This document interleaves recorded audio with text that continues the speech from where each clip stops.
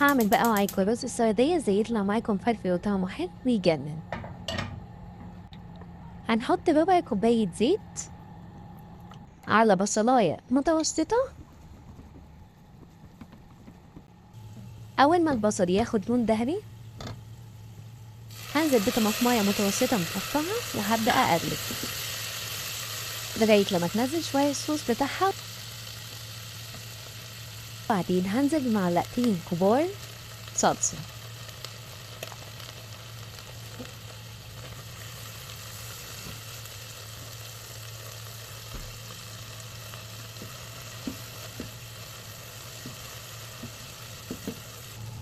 وهننزل بكوبايتين رز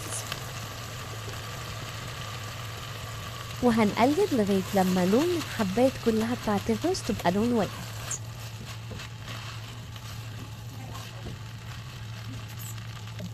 وهننزل بشوية كمون ورشة فلفل أسود.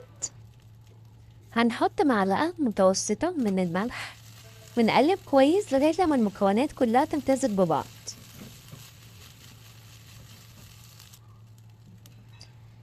هننزل بكوبايتين مية. هحط معلقتي عشان أعرف مقدار المية، وأول ما أحس إن هي تغطي الجزء بتاع المعلقة من تحت يبقى كده هو أنا عندي المقدار تمام. هنزل بحتة تومة صغيرة، هغطي الرز مش هفتح عليه خالص لغاية لما يستوى. وهنا استوى، شايفين شكله عامل ازاي؟ مفلفل وشكله يجنن.